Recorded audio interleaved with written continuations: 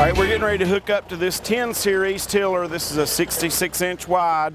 And just to point out a couple of things before we get hooked to it, this is a Clevis hitch here where your lift arm is going to go. It's fully adjustable either way, so you can make it fit about any tractor.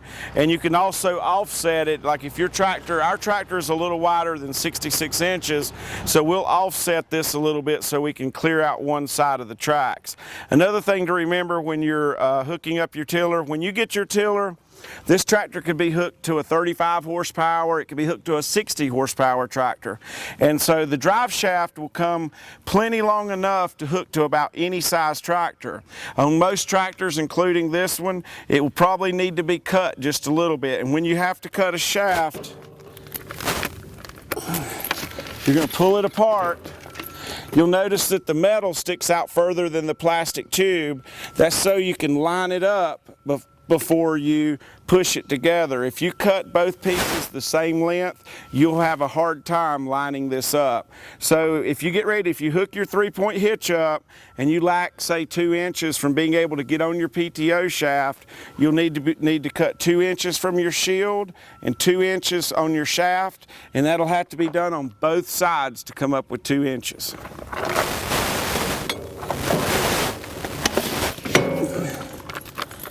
These chains are to hook to the tiller and hook to your tractor to keep the cover from turning while your PTO shaft is turning. Okay, our guys have gone back to the shop to cut the shaft here because it was too long.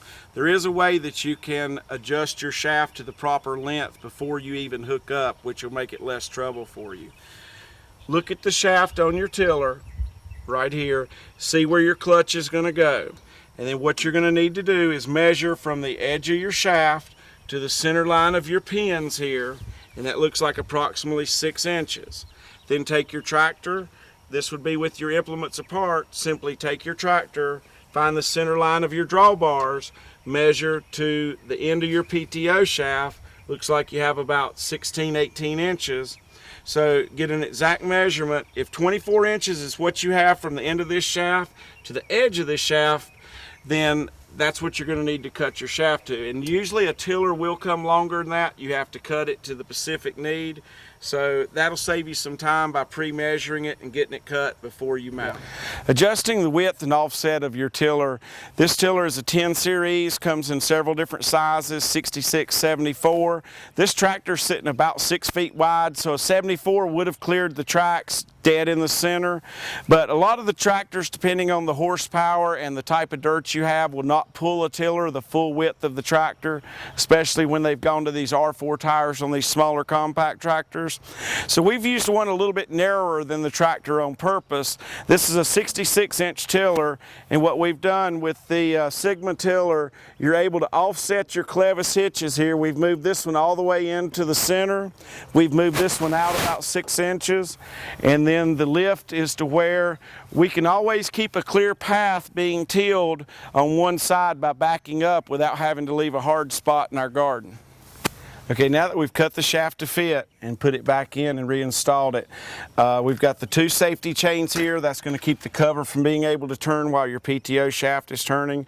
And remember that when you're measuring your shaft, when it's going to be at the shortest place is when the PTO shaft is directly in line and when it's level. If you raise your tiller up real high to be able to get your shaft on, when you lower it back, you're going to do gearbox or PTO damage. So make sure that when you're doing your measuring, you're keeping your shafts level and in line. Here, and the first thing we've done is gone over it with a 2-bottom turning plow.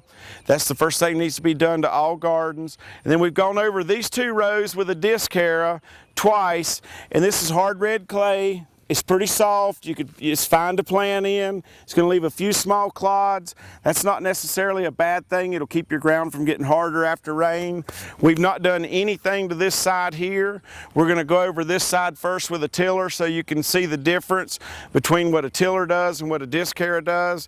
And then we'll probably go over the area we disc harrowed with the tiller too, just to make it better.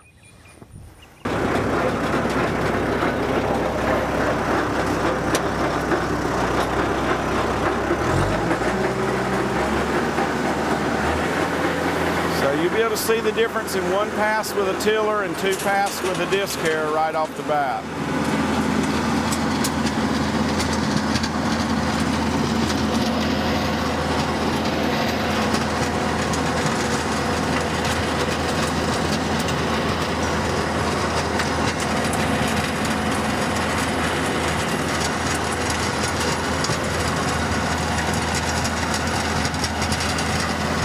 Okay, so after just one pass with the tiller, you can see it's a lot looser, it's a lot more consistent soil.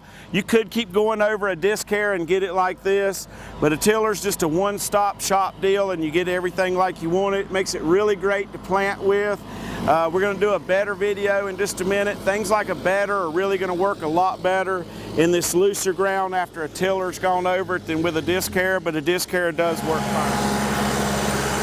Okay, so we've left the rear gate fully open so you can see better. Somewhere in between fully open and halfway open is going to make the difference in how fine the ground is. With the tailgate fully open like that, it's going to leave it a lot coarser than it will if you lower that tailgate. But we just wanted you to see what it's doing there.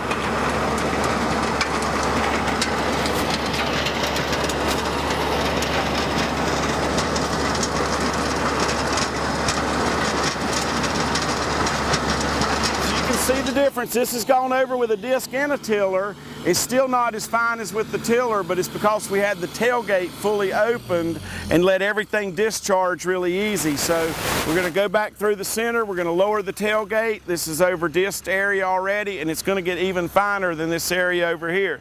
This is simply one pass with no disc hair, but with the tailgate down. So the tailgate on the back of a tiller makes a big difference, and that will all depend on the soil you have and the dryness of your soil.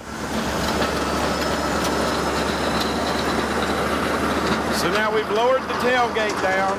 It's going to make it quite a bit finer than this side over here that had the tailgate up. And then ground speed has a lot to do with it also. If you pick a slower ground speed, it's going to be finer. If you pick a faster ground speed, it'll be coarser.